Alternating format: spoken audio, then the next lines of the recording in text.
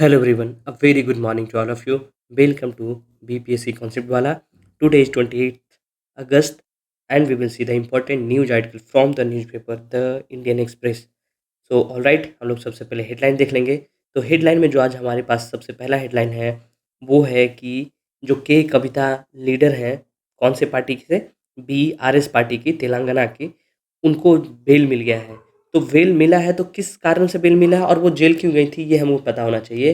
तो इन पे CBI और ईडी के द्वारा केस लगाया गया था, PMLA का, है ना, prevention of money laundering act 2002। तो हमारे लिए इंपॉर्टेंट क्या हो जाता है PMLA के बारे में जानने के लिए कि PMLA है क्या।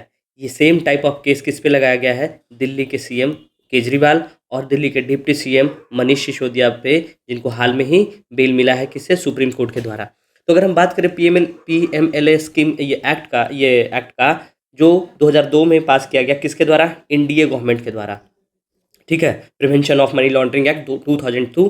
अगर हम बात करें इसका इनैक्टमेंट की, ये कमेंस्ड कब से हुआ, तो ये हुआ 1 जुलाई 2005 से, और अभी तक 3 बार हो चुका है अमेंड। एक बार 2005 में, उसके बाद 2009 में, और उसके बाद 2012 में, ये 3 बार अमेंड हो चुका है। अगर हम बात करें इसके ऑब्जेक्टिव की, तो ये जो है PMLA जो है वो कॉम्बैट मनी लॉन्ड्रिंग कोशिश करता है, और इसका 3 मेन ऑब्जेक्टिव है। पहला ऑब्जेक्टिव क्या है कि जो मनी है उसको प्रिवेंट करना, मनी को, पैसा जो है उसको मनी लॉन्ड्रिंग होने से प्रिवेंट करना और उसको कंट्रोल करना। दूसरा कि जो मनी लॉन्ड्रिंग से जो भी जिस तरीके का प्रॉपर्टी बनाया जाता है उसको सीज करना, to confiscate and seize the property obtain from the laundering money. और तीसरा कि मनी लॉन्ड्री से रिलेटेड इंडिया में जितना भी तरह का इशू होता है उसको डील करना, to deal with any type of issue connected with money laundering in India. अगर हम बात करें इसके साइलेंट फीचर्स की, तो इसमें कुछ और है कि मनी लॉन्ड्रिंग जो भी होता है उसको पनिशेबल ऑफेंस बनाया गया है, ठीक है। उसका टेंटेंट प्रॉपर्टी जो भी होगा, पावर ऑफ अटैचमेंट दिया जाएगा। उसको सेंट्रल गवर्नमेंट क्या करेगी, एजुकेटिंग अथॉरिटी बनाती है ना। उसमें फिर बर्डन ऑफ जो प्रूफ होता है, वो जो एक्यूज होता है उसी पे बर्डन ऑफ द प्रूफ होता है। A person who is accused of having committed the offence of money laundering has to prove that alleged proceeds of crime are in fact lawful property. अगर आप पे लगाया गया है PMLA तो ये आपको प्रूफ करना है कि आप गिल्टी नहीं है, ठीक है। उसी को क्या बोलते हैं, बर्डन ऑफ प्रूफ। उसका इस पे एपेलेट ट्रिब्यूनल भी बनाया जाता है, स्पेशल कोर्ट्स भी बनाया जा सकता है, और एक है FIUIND, जिसको क्या बोलते हैं, फाइनेंशियल इंटेलिजेंस यूनिट इंडिया। इसको भी सेट किया गया था गवर्नमेंट इंडिया के द्वारा 18 नवंबर 2004 को, और द सेंट्रल नेशनल एजेंसी जो रिसीव करता है, क्या, प्रोसेसिंग करेगा, एनालाइज करेगा, डिसमेंट करेगा information related to suspected financial transaction. अगर कोई पॉलिटिशियन, कोई आदमी किसी भी तरह के सिटीजन पे अगर लगता है कि ये PMLA किया है, उसका जांच कौन करेगा, सेंट्रल नेशनल एजेंसी। उसका नाम क्या है, फाइनेंशियल इंटेलिजेंस यूनिट इंडिया, ठीक है। बस यही इंपॉर्टेंट था PMLA के बारे में। उसका दूसरा आप देखेंगे, in call with Putin PM discusses Kyiv says India to back early end of conflict. आपको पता है कि कल के न्यूज हेडलाइन में क्या था कि जो हमारे प्राइम मिनिस्टर हैं वो किन से बात किए थे, US के प्रेसिडेंट से। और आज किससे बात किए, कल किससे बात किए हैं, वो बात किए पुतिन से। और वो बोले कि जो जो प्रॉब्लम चल रहा है, जो इशू चल रहा है, जो कन्फ्लिक्ट चल रहा है रशिया और यूक्रेन के बीच में, उसको जल्दी से डिस्कस करके पीस की ओर लौटा जाए, ठीक है। उसके बाद आप ये जस्टिस हेमा पैनल में देख रहे होंगे कि Mohanlal is such a great actor, है ना, बट ये भी रिजाइन कर दिए हैं। और पता नहीं ये भी अगर कुछ ये अगर इनका भी कुछ किसी पे मॉलेस्ट करने का अगर एक्यूज होगा तो इनको भी जेल जाना चाहिए, ठीक है। बाकी ये हेमंता बिस्वा शर्मा का इनका पॉलिटिक्स ही चलता है, दिस दैट करके, है ना, ऊपर नीचे का बात करना है। उसका यहाँ देखिए कि बहुत बढ़िया न्यूज़ है कि जय शाह जो है वो बन गए हैं यंगेस्ट चीफ ऑफ ICC, है ना। ICC क्या है, इंटरनेशनल क्रिकेट काउंसिल के सबसे यंगेस्ट क्या बन गए हैं, चीफ बन गए हैं। तो अर्श से ये फर्श से अर्श तक इनका जो पहुंच है, one of the very talented person, उनके द्वारा। अगर आप देखेंगे अगला न्यूज, जो कि जैवलिन से शूटिंग तक इंडिया जो है टारगेट करेगा, वो कहाँ, पैरा ओलंपिक गेम्स में। आपको पता है ओलंपिक जब खत्म होता है तो पैरा ओलंपिक शुरू होता है। वो कब से शुरू हो रहा है, वो 28 अगस्त से शुरू हो रहा है, और वो कब तक चलेगा, वो चलेगा 8 तारीख तक, शायद 8 तक चलना 8 सितंबर तक चलेगा, हाँ 8 सितंबर तक चलेगा। 28, आज 28 तारीख है ना, हाँ आज ही से शुरू है, 28 अगस्त से 8 सितंबर तक ये चलेगा हमारा पैरा ओलंपिक्स। इसमें अगर बात करें तो बोला जा रहा है कि जो पैरा ओलंपिक के जो ये प्रेसिडेंट है वो कौन है, देवेंद्र झाझरिया, और वो कौन से गेम खेलते हैं, वो भी जैवलिन थ्रो ही करते हैं। तो इसमें जो हमारा देखने लायक बातें होगी कि रियो ओलंपिक्स में बात करें, रियो 2016 में तो कितना मेडल आया था, 4 मेडल आया था। उसका टोक्यो 2020 में देखेंगे, टोक्यो में टोक्यो 2021 में देखेंगे तो 19 मेडल हम लोग जीते थे। और इस बार ये जो प्रेसिडेंट है देवेंद्र झरझरिया, उन्होंने वीडियो में एक बोला कि we are trying to 120 more than 25 medals. वो इस बार बोल रहे हैं कि हम लोग रिकॉर्ड बनाएंगे और 25 से ज़्यादा मेडल जीतेंगे। ठीक है, अगर हम बात करें कुछ पैरा ओलंपिक एथलीट्स की तो देवेंद्र झाझरिया हैं, अपनी लखेरा हैं, सुमित अंटिल हैं, शीतल देवी आपको पता होगा, जिनको राइजिंग स्टार बोल सकते हैं। वो क्या खेलती हैं, वो पैरा आर्चर हैं और उनको एक बीमारी भी है जिसका नाम है क्या है, फोकोमेलिया। फोकोमेलिया क्या होता है, एक कंजेंटिनल डिसऑर्डर होता है, जो कि मतलब आप जब माँ के गर्भ में होते हैं उसी समय आपको किसी तरीके का रोग हो जाता है। वो कैसे हो जाता है, जब जब प्रेग्नेंट लेडी किसी तरीके का एस्ट्रॉइड ले लेती हैं तो ये फोकोमेलिया जो है डिसऑर्डर हो जाता है। इसमें क्या होता है, जो लिम्स वगैरह है ना वो अंडर डेवलप होता है। ठीक है, तो ये ध्यान रखना है। बाकी हम लोग देखेंगे जैसे जैसे मेडल आएगा उनके बारे में डिस्कस किया जाएगा, बट दीज आर सब सच ग्रेट नेम्स जो हमको मेडल लेके आ सकते हैं। अब हम चलते हैं अपने पहले आर्टिकल पे और बात करेंगे। आप लोग अभी सब देख रहे होंगे टेलीग्राम जो भी ग्रुप्स हैं, वो टेलीग्राम ग्रुप को बोला जा रहा है कि ये टेलीग्राम बंद हो जाएगा और उसके जगह पे सब क्या व्हाट्सएप ग्रुप लाया जा रहा है। तो वो क्यों किया जा रहा है कि जो टेलीग्राम के जो फाउंडर हैं, क्या नाम है उनका, पावेल दुरोव है ना, उनको क्या किया गया है, फ्रांस में उनको अरेस्ट कर लिया गया। जैसे ही वो एयरपोर्ट पे पहुंचे उनको अरेस्ट कर लिया। और क्यों किया गया, for allegedly allowing a wide range of crimes due to lack of moderators on securing messaging app. उनका जो मैसेजिंग ऐप है टेलीग्राम, वो बोला जा रहा है कि वो बहुत सिक्योर है टेलीग्राम।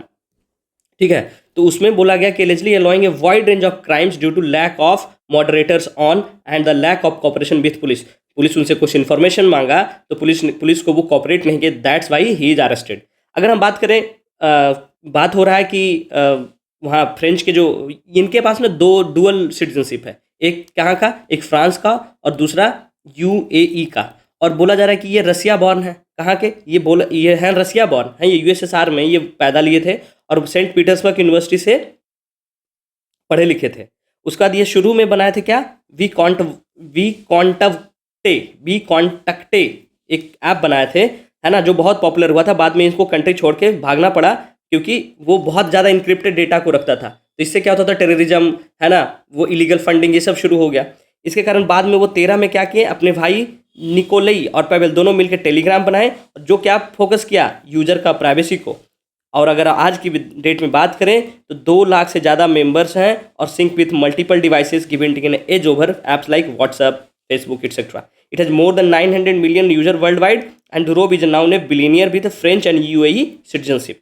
और एक रिपोर्ट के हिसाब से बोला जा रहा है कि वो अपना रशिया का सिटीजनशिप है उसको भी नहीं छोड़े। ठीक है, तो उन पर बहुत सारा प्रॉब्लम है। इनका जो नाम है और क्या जोड़ा जा रहा है कि proceeding accuse Telegram community to numerous cases link to drug trafficking, support of terrorism and cyber stalking, है ना। OFMIN क्या है, एक फ्रेंच एजेंसी है जो रिस्पॉन्सिबल क्या ठहराया है, for preventing and combating violence against minor. ये यहाँ बोला जा रहा है कि टेलीग्राम पे ना चाइल्ड पोर्नोग्राफी भी चल रहा है। इसके कारण भी वहाँ का फ्रेंच का एजेंसी है वो रिस्पॉन्सिबल ठहराया है कि टेलीग्राम इसके लिए भी रिस्पॉन्सिबल है। अगर हम बात करें कि हाई डिग्री ऑफ प्राइवेसी का ऑफ टेलीग्राम, अलाउ क्या करता है, some users to use for illegal activity के लिए भी, क्योंकि इसमें हाई डिग्री ऑफ प्राइवेसी है ना, बहुत नेक टू नेक इंस्क्रिप्शन है इसके कारण। ठीक है, इसलिए बोला गया है। और टेलीग्राम का जो हैंडल है एक्स पे, वो क्या बोला है कि ये मैटर को absurd बोला है और बोला है कि ये क्या है, ये national government is the latest instance of national government and internet companies clashing over the regulator over content posted online। और ये बोला गया है कि इनका जो फ्रीडम ऑफ स्पीच है उस पर ये क्या है, उसका असॉल्ट किया जा रहा है, assault on the basic human rights of speech and association. और ये कौन है, एक है एडवर्ड स्नोडेन, है ना, आप सब लोग जानते होंगे एडवर्ड स्नोडेन, जो कहाँ के रहने वाले थे, यूएसए के रहने वाले थे। और वो क्या बन गए थे, विसल ब्लोअर बन गए थे। अभी कहाँ रह रहे हैं, रशिया में रह रहे हैं। तो वो क्या किए थे कि वो CIA के बारे में वो वहीं काम किए और उनको पता चला कि CIA जो है डेटा ब्रीच करता है। जो भी पब्लिक का प्राइवेसी है, वो प्राइवेसी मतलब किसी का लैपटॉप का कैमरा किसी समय ऑन कर लेगा, किसी के फ़ोन का कैमरा ऑन कर सकता है, माइक ऑन कर सकता है, किसी के बात को सुन सकता है। तो ये जब वो देखे ना तो ये क्या बन गया, विसल ब्लोअर बन गया। और ये इन पे एक मूवी भी बनी गई है स्नोडेन, वो आप देखिएगा, बहुत सीखने को मिलेगा। ठीक है, तो वो भी बोले हैं कि ये क्या है, असॉल्ट है human rights of speech and association पे। बाकी बाकी सब पॉलिटिकल न्यूज़ है, बस ये ध्यान रखिएगा कि इनको अरेस्ट किया गया था, ठीक है। उनके जो फाउंडर का नाम क्या है, पावेल डुरोव, ये ध्यान रखना है, टेलीग्राम के फाउंडर के।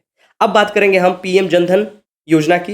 जो पीएम जनधन योजना है, जिसको हम क्या बोलते हैं, पीएमजेडीवाई, है ना, वो उसका 10 साल पूरा हो गया है। तो उसी मौके पे हमारी जो फाइनेंस मिनिस्टर निर्मला सीतारमन है, उन्होंने कुछ डेटा लेके आई और वो उसके सक्सेस के बारे में बात की, है ना।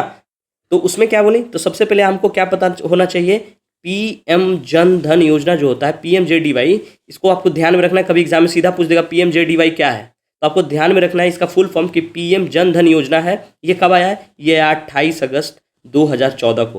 किस लिए लाया गया था, फॉर द फाइनेंशियल इंक्लूजन, है ना, फाइनेंशियल इंक्लूजन के लिए ये लाया गया था। तो उसी के बारे में बात कर रहे हैं और ये बोल रहे हैं कि इस साल जो फाइनेंशियल ईयर हमारा 24-25 है, उसमें बोले कि 3 करोड़ प्रधानमंत्री जनधन योजना अकाउंट खोलने का क्या है, इनका टारगेट है कि इस बार 3 करोड़ लोगों को जोड़ा जाएगा पीएम जनधन अकाउंट से, ठीक है। उसमें और डेटा देती हैं कि 53.13 करोड़ अकाउंट है जो ऑपरेटिव है पीएम जनधन योजना के हिसाब ये के अंतर्गत। और क्या बोल रही हैं कि out of over 173 crore operative CASA accounts as on August 14, 2024, अगर हम बात करें 2.3 लाख करोड़ डिपॉजिट बैलेंस है किसमें, कि 53.13 करोड़ जनधन अकाउंट में 2.3 लाख करोड़ डिपॉजिट बैलेंस, उसमें पैसा है।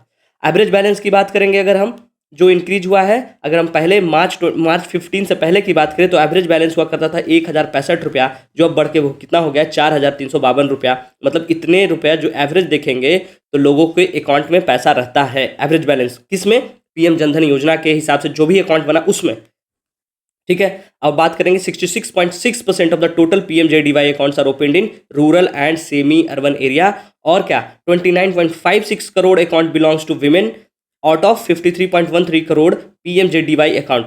अगर हम 53.13 करोड़, है ना, प्रधानमंत्री जनधन योजना के हिसाब से अकाउंट खोले, जिसमें से 29.56 करोड़ जो है, जो कितना होता है 55.56%, कितना वीमेन अकाउंट है, इसका मतलब यहाँ जो फीमेल पार्टिसिपेशन है वो क्या है, मोर देन 50% है ना। और क्या बोला जा रहा है कि 8.4% of PMJDY accounts have zero balance, जिसमें 8.4% ऐसा अकाउंट है जिसमें क्या है, कोई भी पैसा नहीं रखा गया, उसमें जीरो बैलेंस है, ठीक है। उसके बाद ये बात कर रही हैं कि ये ऐसा जनधन अकाउंट खोलने से क्या फ़ायदा हुआ, पीएम किसान की कोविड के समय में डायरेक्ट बेनिफिट दिया गया। तो पीएम किसान क्या है, पीएम किसान का मतलब होता है पीएम किसान सम्मान निधि योजना। ये क्या है, सेंट्रली स्पॉन्सर्ड स्कीम है, फुल्ली 100%। और इसमें क्या होता है, इसमें होता है कि 6,000 रुपया दिया जाता है फार्मर्स को, कब कैसे, 3 इंस्टॉलमेंट में, 3 इक्वल इंस्टॉलमेंट्स में 6,000 रुपया दिया जाता है, मतलब 2-2 हज़ार करके हर एक 4 महीने पे डायरेक्ट फार्मर के अकाउंट में पैसा ट्रांसफर किया जाता है। अगर हम बात करें ये कौन से मिनिस्ट्री के द्वारा चलाया गया था, तो ministry of agriculture and farmer welfare. आपको क्या बताना है, who is the minister of agriculture and farmer welfare. अगर हम बात करिए कब लॉन्च किया गया था, ये लॉन्च किया गया था फरवरी 2019 after the second term of Modi government, ठीक है। उसके बाद ये बात करती हैं किस चीज़ का, जैम ट्रिनिटी की, जो कल भी हम आपको बात किए थे। जैम का मतलब क्या होता है, Jan Dhan Aadhaar and mobile, JAM, Jan Dhan Aadhaar and mobile. और जैम ट्रिनिटी की बात आएगी तो क्या हो जाएगा, Jan Dhan Aadhaar mobile plus UPI unified payment interface plus ULI, है ना, यूनिफाइड लेंडिंग इंटरफेस।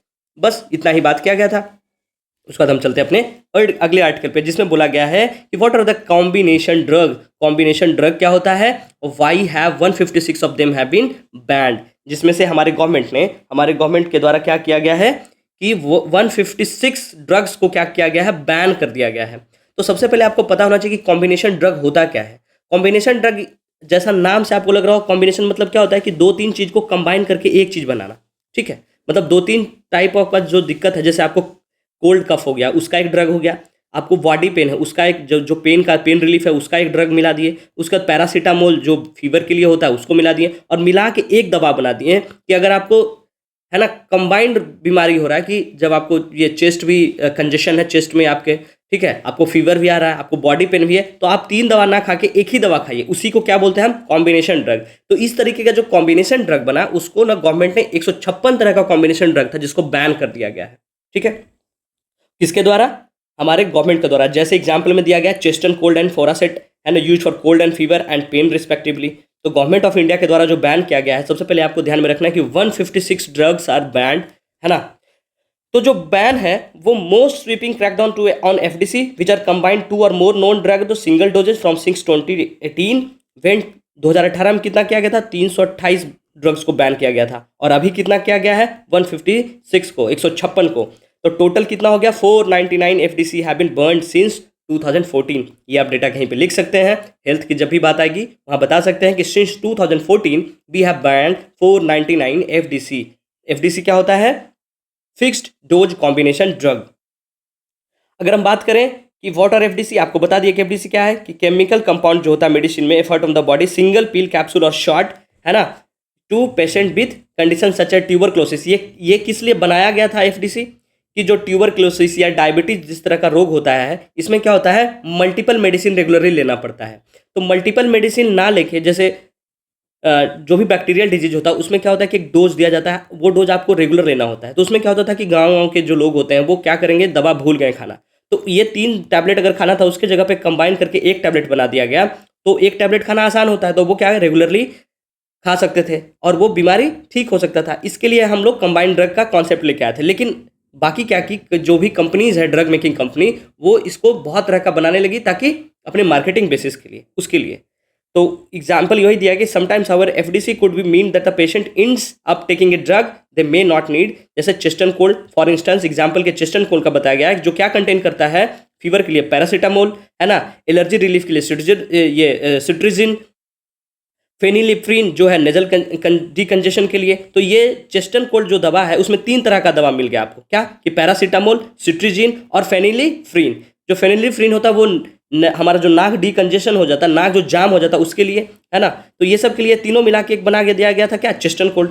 सो ये जो दवा है, ये जो सिम्टम है, जो क्या क्या काम करता था, उसके लिए यूज हो जाता था जहाँ पे एलर्जी होता था, एलर्जी के बिकॉज ऑफ एलर्जी, और जो बैक्टीरियल इन्फेक्शन में कोई रिक्वायर्ड नहीं है इसके लिए। लेकिन जो ड्रग मेकिंग कंपनी है वो एक कॉम्बिनेशन दवा लेके आई कि कहीं भी है एक दवा चला दीजिए, ठीक है। तो बैन क्यों किया गया, है ना, बात आती है कि बैन क्यों किया गया। तो बोला गया जो कॉम्बिनेशन ऑफ एंजाइम होता है वो बहुत सारा for the treatment of gastro intestinal problem, जो एंजाइम का जो कॉम्बिनेशन होता है वो ट्रीटमेंट किसके लिए होता है, गैस्ट्रो इंटेस्टाइनल प्रॉब्लम के लिए। Anti allergic medicine such as levocetirizine with a nasal congestion syrups that break down mucus and paracetamol combination. ये ध्यान रखिएगा, ये सब पूछ सकता है आपसे एग्जाम में सीधा सीधा, ये ड्रग का नाम कि कौन सा ड्रग किसके लिए यूज होता है। तो यहाँ पे देख रहे हैं लेबोसिट्रिजिन फॉर द नेजल डिस्कंजेशन, सिरप्स जो क्या करता है, म्यूकस जो होता है उसको ब्रेक डाउन करता है, पैरासीटामोल, ये सब।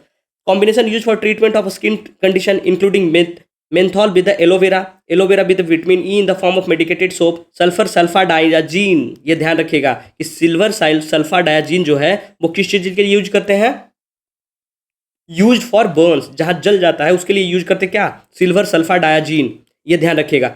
वो क्या होता है कि एंटीसेप्टिक एजेंट होता है और क्या करता है, एक्सट्रैक्ट करता है विटामिन को। उसके बाद है calamine lotion with aloe vera and natural substance. उसका combination of migraine medicine two one print, ये जो और किसके लिए, कि जो माइग्रेन मेडिसिन होता है जो प्रिवेंट क्या करता है, नॉजिया। कॉम्बिनेशन ऑफ ड्रग, है ना, मेफानामिक एसिड, है ना, ये किस चीज़ के लिए यूज कर जाता है, use for the menstrual cramps with anti fabric medicine और ट्रैक्सनेजामिया ट्राइग्जामिक एसिड जो है, ये ध्यान रखना है कि मेफानामिक एसिड और ट्रानेजामिक एसिड जो है ये दोनों किस चीज़ के लिए यूज करते हैं, हम यूज करते हैं जो मेंस्ट्रुअल क्रैम्प्स होता है, मेंस्ट्रुअल पीरियड के समय में जो पेट में दर्द होता है उसके लिए यूज करते हैं। तो आपको क्या क्या मिल गया, यहाँ से मिल गया silver sulfadiazine for the burns, mefenamic acid, उसके बाद tranexamic acid, combination of sildenafil, है ना, active ingredient of erectile dysfunction of drug जैसे Viagra with a drug with relax blood vessel and muscles. वो क्या करता है, हमारा ब्लड वेसल और मसल को रिलैक्स करता है। अब क्या बोला गया है कि क्या ये जो ड्रग है वो अवेलेबल होगा, तो बोला गया है कि अभी कुछ दिन तो रहेगा, क्योंकि जब हम ब्लैंकेट बैन लगाते हैं तो जो कंपनीज है वो कहाँ चली जाती हैं, कोर्ट जाती हैं कि जो दवा बन गई है, जो मैन्युफैक्चरिंग हो गया उसको सेल करने के लिए। इसके लिए क्या किया गया है, बोला गया कि कुछ दिन तक अभी वो जो भी स्टॉक में जो चीज़ है वो मिलेगा, जो प्रोड्यूस हो चुका है वो इमीडिएटली बैन नहीं होगा, वो भी दुकान में मिलेगा। बाकी वही सब है कि what was the need to done, कि इरेशनल कॉम्बिनेशन जो था इसके कारण जो बहुत सारा हमारे बॉडी में प्रॉब्लम क्रिएट कर देता था, इसके कारण बोला गया है। कुछ डेटा दिया गया है कि जो बैन के बाद भी 2023 के हिसाब से क्या बोला गया है कि 2008 में जो था 32.9% जो है इस तरीके का कॉम्बिनेशन ड्रग मिला करता था, जो बढ़ के 2020 में कितना हो गया, 37.3% उसका सेल बढ़ गया। उसके बाद बताया गया कि स्टडी के हिसाब से इंडिया जो है पूरे वर्ल्ड में सबसे ज़्यादा बड़े, सबसे largest highest number of market कहाँ है, इंडिया में ही है। Many of the potential in appropriate India of 4.5 billion standard unit of antibiotic FTC sold in 2020 and 41.5% were attributed to combination listed as not recommended by WHO। 45%, 41.5% इस तरीके का दवा था जो WHO रिकमेंड ही नहीं करती है उसको बेचना या फिर कंज्यूम करना, बट वो इंडिया में मिल रहा था। दूसरा रीजन क्या है बैन का, कि जो प्राइस कंट्रोल है इसेंशियल मेडिसिन का, उसके लिए भी जो गवर्नमेंट है वो डिसाइड कर रहा है क्या कि एक सीलिंग प्राइस होना चाहिए, दो मेडिसिन जो एवरेज मार्केट में एक सीलिंग प्राइस होना चाहिए। लेकिन जो सीलिंग प्राइस क्या है कि जो इस तरीके का मेडिसिन आ जाता है कॉम्बिनेशन ड्रग, उसके कारण जो है प्राइस कंट्रोल नहीं हो पा रहा था, इसके लिए भी। ठीक है, तो अब बोला गया कि अभी क्यों एक्ट किया गया, तो एक्ट करने की बात की गई कि जो ये जो बैन है वो इनिशियली कब लिया गया था, वेरियस स्टेट लाइसेंसिंग, जो ये सब छोटा छोटा स्टेट जो दवा मेकिंग कंपनी थी, जैसे हिमाचल में, हरियाणा में, है ना, उत्तराखंड में, बहुत सारी ऐसी जेनरिक मेडिसिन कंपनीज हैं जो क्या करती हैं, वहाँ की लोकल गवर्नमेंट से लाइसेंस ले लेती हैं और वो दवा बनाने लग जाती हैं। तो हमारा जो नया new drug and clinical trial rule आया था 2019 में, वो make it clear that fix dose combination are to be considered as a new drug as such have to appropriated by the central drug regulator. और जो भी आपको combination drug बनाना है वो आपको कहाँ से अप्रूवल लेना पड़ेगा, आपको अप्रूवल लेना पड़ेगा सेंट्रल ड्रग रेगुलेटर से ही। तो ये सब बात थी, है ना, आपको ध्यान में रखना है कि 156 कॉम्बिनेशन ड्रग्स आर बैंड। क्यों बैन हुआ, कुछ कुछ ये जो मेडिसिनल का नाम है, जैसे सिल्वर सल्फाडायाजीन, है ना, कैलामाइन लोशन, आपको माइग्रेन मेडिसिन में क्या, नौजिया को प्रिवेंट करने के लिए, है ना, मेफानेमिक एसिड जो मेंस्ट्रुअल क्रैम्प को ठीक करता है, ये सब आपको ध्यान रखना है। अब चलते हैं अगला आर्टिकल पे, जिसमें क्या बोला गया है कि हमको जो वेदर फोरकास्टिंग जो है, हमारा जो सिस्टम है, उसको क्या करने का ज़रूरत है, अपग्रेड करने का ज़रूरत है। जो इंडिया का जो मेट्रोलॉजिकल डिपार्टमेंट है, वो बोला जा रहा है कि वो पास्ट डिकेड में ग्रेट स्ट्राइड्स, है ना, but climate change introduced unpredictability in weather patterns has made its more difficult, but a planned upgrade of IMD capabilities will make hyper local forecast and develop customised weather models. बोला क्या गया है, यहाँ पे data दिया गया है कि जो हमारा लास्ट 10 साल में, है ना, पिछले 10 साल में जो हम अपने इंफ्रास्ट्रक्चर जो है वेदर फोरकास्टिंग का इंफ्रास्ट्रक्चर को जो हम इम्प्रूव किए हैं, वो क्या किए हैं। देखिए, इसमें ऑटोमेटिक वेदर स्टेशन की बात की जा रही है। तो 2014 में वो 675 था, वो भी बढ़ के 1208 हो चुका है। ऑटोमेटिक रेन गाउज जो है वो 1350 था, जो अब 1382 हो चुका है। डोपलर वेदर रडार्स जो 15 हुआ करते थे हमारे देश में, अब वो 39 हो गया है। हाई विंड स्पीड रिकॉर्डर जो 19 हुआ करता था वो 35 हो चुका है। अपर एयर ऑब्जर्वेशन सिस्टम जो 43 हुआ करता था वो बढ़ के 56 हो चुका है।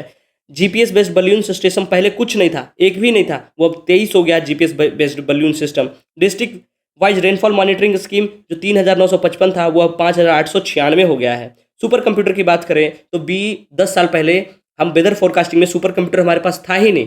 अवर technology is not that developed कि हम सुपर कंप्यूटर यूज करें अपने वेदर फोरकास्टिंग के लिए, लेकिन वो हम 2 सुपर कंप्यूटर ऐसा है जो वेदर फोरकास्टिंग के लिए हम यूज कर पा रहे हैं। और वेदर सैटेलाइट की बात करें तो हम लोग पहले, हमारे पास बस एक ही वेदर सैटेलाइट था, जो बढ़ के 3 वेदर सैटेलाइट हो गया है। उसके बाद ये बताया जा रहा है क्या कि जो वेदर फोरकास्टिंग का जो टूल था पुराना वाला, वो सब यहाँ पे इंस्ट्रूमेंट रखा हुआ है, और ये जो है पुणे का जो डॉपलर रडार्स कोलाबा में है वो दिखाया गया है। ठीक है, तो अब हम देख लेते हैं इसमें क्या बोला गया है। बोला क्या गया है कि बहुत पहले जो इंडिया का जो मेट्रोलॉजिकल डिपार्टमेंट था वो exist mainly to provide rainfall forecast during the monsoon season. जब मानसून सीजन आता था उसी समय में हम लोग को फोरकास्टिंग बताता था। लेकिन अब क्या है, या फिर उस समय जो मैक्सिमम या मिनिमम टेम्परेचर जो मेनली 4 मेट्रोपोलिस सिटीज जो मेट्रो सिटीज हुआ करते थे वहाँ का ही फोरकास्ट बताता था। लेकिन अब क्या, छोटा छोटा शहर में भी आपको मैक्सिमम मिनिमम, है ना, बिहार जैसे स्टेट में भी आपको क्या है, लाइटनिंग के लिए ऐप बनाया गया। चलिए आपको यहाँ से अब एक सवाल पूछ देते हैं कि बिहार में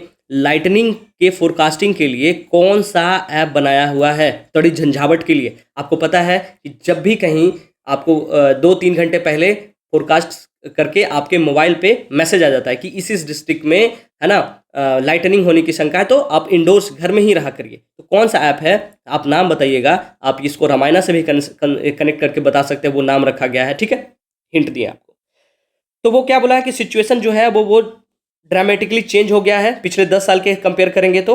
और जो डिमांड है सप्लाई उसमें भी चेंज हो गया है। हमारा जो ह्यूज डिमांड है, इंटरेस्ट है वेदर रिलेटेड, वो भी बढ़ गया है। लोग अब अपने फ़ोन में सर्च करने लगे हैं, देखने लगे हैं। पहले तो क्या था कि जो न्यूज़ में आता था, एक एंकर छाता लेके और वो बता के जाता था, लेकिन अब क्या है कि अब जनरल पब्लिक भी उसके प्रति इंफॉर्मेशन चाहिए उसको भी, इसलिए वो आईएमडी का वेबसाइट पे जाने लगा है, इंफॉर्मेशन लेने लगा है। एवरीडे का not just rainfall but all kinds of weather एमक इज इनॉर्मस। अगर हम बात करें स्टडी इंप्रूवमेंट की, तो हमको क्या क्या स्टडी इंप्रूवमेंट की जरूरत है, तो बोला जा रहा है कि upgradation of weather forecasting infrastructure technology skill जो है क्या है, ऑन गोइंग एक्सरसाइज है। वो जैसे जैसे समय बदलेगा, जैसे जैसे टेक्नोलॉजी बढ़ेगी, उसको क्या करना है, धीरे धीरे अपग्रेड करते रहना चाहिए। तो बोला गया कि एक मेजर पुश जो आया वो 2012 का मॉनसून मिशन के बाद आया, जो क्या एम किया at improving the long range monsoon forecast that are crucial for government's economical planning. जो गवर्नमेंट का इकोनॉमिकल प्लानिंग है उसमें बहुत बड़ा रोल प्ले किया कौन, मॉनसून मिशन जो 2012 में आया था। उसके बाद बोला गया कि बहुत सारे और भी इनिशिएटिव हैं जो लॉन्च किया गया, to improve what, to improve observation network, install high performance computing system, deploy sophisticated instrument like Doppler radar, develop better computer simulation model etcetera. अगर हम बात करें कि जो बिग टर्नआउट कब आया, तो वो आया पब्लिक परसेप्शन में, कि जो पब्लिक है वो भी अब क्या है, weather forecast came with IMD success predicting cyclone, कि जो हम लोग पब्लिक का ट्रस्ट आया आईएमडी पे, कि जब हम साइक्लोन का एकदम प्रिडिक्शन सही सही करने लगे, टाइमली ऑन एक्यूरेट फोरकास्ट, तब लगने लगा कि जो ये इंस्टीट्यूशन है वो सच में ठीक ठाक काम कर रही है, मेहनत करती है। वहाँ का टेक्नोलॉजी पे लोगों को भरोसा हुआ और वो उस पर क्या करने लगे, उसके प्रेडिक्शन पे भरोसा करने लगे, जिससे क्या हुआ, हमारा जो डिजास्टर मैनेजमेंट है वो रुका। हम लोग क्या करते हैं, वहाँ के जगह पहले ही अगर प्रेडिक्शन आ गया कि 10 दिन बाद यहाँ साइक्लोन आने वाला है, तो हम वहाँ से इवैक्यूएशन कर देते हैं ह्यूमंस को, जो भी एंथ्रोपोलॉजिकल काउज हो सकता है उसको हम हटा देते हैं ताकि यहाँ पे कोई ज़्यादा डैमेज ना हो पाए। ठीक है। उसके बाद बोला गया है कि जो जो फोरकास्टिंग है वो क्या है, एक अनसर्टेन साइंस है। Obviously it's uncertain science, natural phenomena को कोई प्रेडिक्शन ही हम कर सकते हैं। उसी के बारे में बोला जा रहा है कि forecasting weather is a topic of more challenging, वैसे एरिया में ज़्यादा चैलेंजिंग होता है जो इक्वेटर से थोड़ा दूर होता है। क्यों? क्योंकि वहाँ जो वेदर फिनोमेना है उसमें बहुत ज़्यादा ग्रेटर वेरिएबिलिटी हो जाता है। दैट्स वाई वहाँ फोरकास्ट करना वेदर को मुश्किल हो जाता है। जो हमारा इंडिया भी देखेंगे तो हमारा इंडिया भी क्या है, इक्वेटर के ऊपर है, इसलिए हमारे लिए भी वेदर फिनोमेना को प्रेडिक्ट करना थोड़ा मुश्किल हो जाता है। हालांकि अगर हम बात करें कि वैसे एरिया में जहाँ पे इक्वेटर के आसपास वाले में, तो वो थोड़ा सा आसान हो जाता है वहाँ के वेदर को प्रेडिक्ट करना। बात करें मानसून या साइक्लोन की, जो कि लार्ज जोग्राफिकल एरिया में फैलता है, उसको रिलेटिवली ईजी होता है उसको प्रेडिक्ट करना। So a science of weather forecasting has inherent uncertainties, the more precise a forecast in term of spatial spread और time window for the event, the greater the uncertainty. अगर हम बात करें दूसरे एग्जाम्पल की, तो आईएमडी के द्वारा 97 से 99% प्रोबेबिलिटी जो है हीट वेव को प्रोटेक्ट करने का, वो भी हम ये प्रिडिक्ट कर चुका है कि एडवांस जैसे कल है ना, तो 24 घंटा पहले वो प्रिडिक्ट कर लेता है कि कल कितना हीट वेव चलेगा, कितना ज़्यादा टेम्परेचर हो सकता है, maximum temperature, minimum temperature, wind है ना, विंड प्रेशर, ये सब डेंसिटी क्या होगा, ये सब। तो एक्सट्रीम वेदर जो है वो मोर डिफिकल्ट टू प्रेडिक्ट है। जो एक्सट्रीम वेदर होता है, जैसे कि अभी हाल में केरला में क्या आया, लैंडस्लाइड हो गया, जो डेडली बहुत ज़्यादा डिजास्टर हो गया, तो उस तरीके का जो अलार्मिंग रेगुलरिटी होता है उसको प्रिडिक्ट करना क्या बोला जा रहा है, थोड़ा मुश्किल हो जाता है। Events expected to happen only once in, जो वैसा इवेंट जो हमें जो 50 या 100 साल में एक बार होता है, उसको प्रिडिक्ट करना थोड़ा मुश्किल हो जाता है। अब बोला गया है कि नीड फॉर प्रिसीजन के लिए हमारा जरूरत क्या है।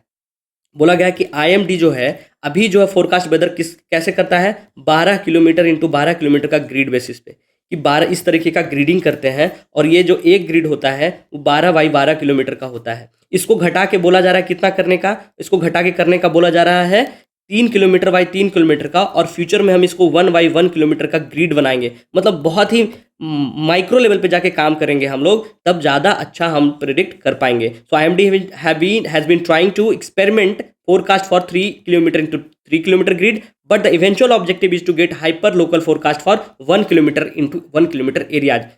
तो इस तरीके का जो फोरकास्ट होगा वो क्या होगा, एक्सट्रीमली हेल्पफुल होगा, not just for the people to plan their activities but also in creation early warning system for disaster. ये सिर्फ लोग के लिए नहीं, जैसे आपको फ्यूचर में कोई प्रोग्राम करना है, आप अगर प्रिडिक्ट किए हुए हैं कि इस एरिया इस डेट को बारिश होगी कि नहीं, उस हिसाब से हम वहाँ इंतजाम करेंगे, है ना। अगर गवर्नमेंट बात करेंगे डिजास्टर की, तो गवर्नमेंट उस तरीके से अर्ली वार्निंग सिस्टम है होगी, वार्न करेगी कि भाई इस समय कोस्ट पे मत जाओ, इस समय पहाड़ पे मत जाओ, लाइटनिंग हो जाएगा, घर में रहो, इस तरीके का। सो प्रीवियस अपग्रेड जो है वो मेनली फोकस किस पे रहा है हमारा, इंफ्रास्ट्रक्चर इन्हेंसमेंट पे। जब तक हमारा इंफ्रास्ट्रक्चर इन्हेंस नहीं करेंगे तो प्रिडिक्शन कैसे कर लेंगे। ऐसा थोड़ी ना है कि वो मूवी मूवी में जो होता है कि बादल आसमान ताके और बोल दिए कि बारिश होगा तो बारिश होगा, ऐसा नहीं होता। टेक्नोलॉजी, हमारा इंफ्रास्ट्रक्चर बढ़ाना पड़ेगा, है ना। ये आप देख रहे होंगे यहाँ पे कितना ज़्यादा हमारा काम हुआ, कितना इंस्ट्रूमेंट आया है, ऑटोमेटिक वेदर स्टेशन बढ़ा है, रेन गॉज बढ़ा है, डोपलर रडार बढ़ा है ना, विंड स्पीड रिकॉर्डर बढ़ा है, जीपीएस बलून स्टेशन बनाया गया है, सुपर कंप्यूटर का यूज किया गया है, ये सब ठीक है। तो यही बोला गया है कि with the climate change introduce unpredictability in weather system, global models like the ones in use currently have their limitation, कुछ लिमिटेशन भी है, but developing such customise model is one of the main objective of the planned upgrade for which intensive research and development and the regional assessment of the climate change would be required. क्या क्या required होगा हमारा कि इस तरह के customise model करने के लिए जो मेजर ऑब्जेक्टिव हमारा क्या है कि हमारा पहला तो हम अपना इंफ्रास्ट्रक्चर इन्हांसमेंट करेंगे, दूसरा कि इंटेंसिव रिसर्च और डेवलपमेंट का भी जरूरत है जो क्या करेगी, regional assessment of climate change को फाइंड करेगी, उस पर रिसर्च करेगी, और वो फिर बहुत ज़्यादा जरूरी हो जाएगा हमारे क्लाइमेट के लिए, आईएमडी डिपार्टमेंट के लिए, ठीक है। तो ये हमारा अपग्रेडिंग वेदर फोरकास्टिंग आपको समझ में आ गया, और ये डेटा ध्यान में रखिएगा कि कैसे डेटा हमारा जो हम इंफ्रास्ट्रक्चर डेवलपमेंट किए हैं, ठीक है। अब चलते हैं अगले, इसमें क्या ही डिस्कस करना, आपको सबको पता है कि बहुत टैलेंटेड आदमी हैं। ये कौन है, ये हैं जय शाह, जो हमारे होम मिनिस्टर साहब अमित शाह जी हैं, उनके बेटे हैं। और ये 2009 में इनका करियर शुरू हुआ, वो Gujarat central board of cricket के बने, उसके बाद फिर वो वर्ल्ड के लार्जेस्ट स्टेडियम बना था, उसमें भी इनका हिस्सा रहा है। बाकी 2019 में बीसीसीआई के जनरल सेक्रेटरी के रूप में बने, 2020 से 21 में कोविड के समय में भी आईपीएल करवा लिया, यशस्वी आदमी हैं। बाकी फिर 21 में वो leading Asian cricketer, IPL media rights, 2022-23 में डब्ल्यूपीएल इक्वल मैच फीस, और 2024 में इंडिया का T20 जीत गया, इन्हीं के कारण ही जीत गया, है ना। बाकी कोई प्लेयर खेले कहाँ, ये फर्स्ट बोले और मंत्र जाप किए हो गया। और अभी ये क्या बन गए हैं, सबसे यंगेस्ट आईसीसी के चेयरमैन बन गए हैं। और इनका जो टर्म है वो कब से शुरू होगा, 1 दिसंबर से शुरू होगा, ये ध्यान रखिएगा। और ये किसको रिप्लेस किए हैं वो आप बताइएगा कि अभी जो है करेंटली आईसीसी के चेयरमैन कौन है, ठीक है। बाकी अगले हम चलते हैं प्लेसेस इन न्यूज़ में, हम क्या देखेंगे, मालदीव्स। आप लोग रोज़ देख रहे होंगे कि रशिया यूक्रेन या तो फिर इजराइल गाजा फिलिस्तीन, तो रोज़ एक ही चीज़ को करने से अच्छा है आज हम अपने एशिया का क्या देखेंगे, मालदीव्स देखेंगे। आपको पता है कि कुछ दिन पहले ये छोटा सा जो पिद्दी सा जो जगह है, ये भी हम लोगों को आँख दिखा रहा था, उसके बाद अभी क्या है, ठंडा हो गया है, तो हम इसको देखेंगे। सबसे पहले हमको ये पता होना चाहिए कि है किस तरफ से। तो इंडिया से देखेंगे तो क्या है, ये नॉर्थ साउथ ईस्ट वेस्ट, तो ये क्या आ जाएगा, साउथ वेस्ट में पड़ेगा, और श्रीलंका से भी ये साउथ वेस्ट में ही पड़ेगा, ठीक है। अगर हम बात करें ये कौन से चैनल से हम डिवाइड करते हैं, तो ये चैनल का नाम क्या है, 8 डिग्री चैनल। 8 डिग्री चैनल जो है हमारा मिनिकॉय है यहाँ पे, और मिनिकॉय और मालदीव्स को डिवाइड करता है, ठीक है। अगर हम बात करें इसके कैपिटल की, तो कैपिटल कहाँ है, माले इसका कैपिटल है, ठीक है, माले। ये देखिए माले। और ये सब क्या दिखाया गया है, ये जो नाम लिखा वो क्या है, ये जो मालदीव्स है ना, वो बहुत एशिया का सबसे स्मॉलेस्ट कंट्री आता है, ये भी एक फैक्ट है।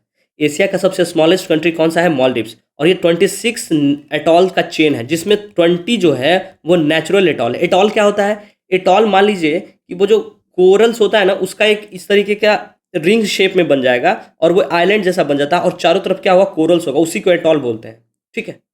तो एशिया का ये सबसे स्मॉलेस्ट कंट्री है, जो चेन ऑफ 26 एटॉल्स है, जिसमें 28 जो है वो नेचुरल एटॉल है, और जो एटॉल होता है ना वो बहुत सुंदर होता है। तो ये देख रहे हैं आप, एडू एटॉल बहुत फेमस है। बाकी ये सब जो नाम लिखा हुआ है सब क्या है, एटॉल्स ही है। और ये बहुत बड़ा कौन सा डेस्टिनेशन हो जाता है, टूरिज्म के लिए बहुत बड़ा डेस्टिनेशन हो जाता है। इसका मेन, इस कंट्री का मेन जो इकोनॉमी का जो पर्पस है वो सिर्फ और सिर्फ टूरिज्म ही है, ठीक है। तो ये ध्यान रख लीजिएगा। बाकी आप देख रहे हैं इंडिया है, ये श्रीलंका है, दोनों के क्या है, साउथ वेस्ट में है। तो आज का क्वेश्चन आपका है कि फिलाडेल्फी कॉरिडोर जो हाल ही में आप न्यूज़ में सुन रहे होंगे वो किससे रिलेटेड है, Russia Ukraine, Iran USA, Gaza Israel, और इंडिया बांग्लादेश, आपको बताना है। और दूसरा कि एक न्यूज़पेपर है नेशनल हेराल्ड, उसको कौन फाउंड किए थे, मजरूल हक, गांधी जी, बाल गंगाधर तिलक या जवाहरलाल नेहरू, आपको ये बताना है कि किनके द्वारा ये बनाया गया, ये दोनों का जवाब दीजिए। बाकी फिर मिलते हैं, थैंक यू सो मच।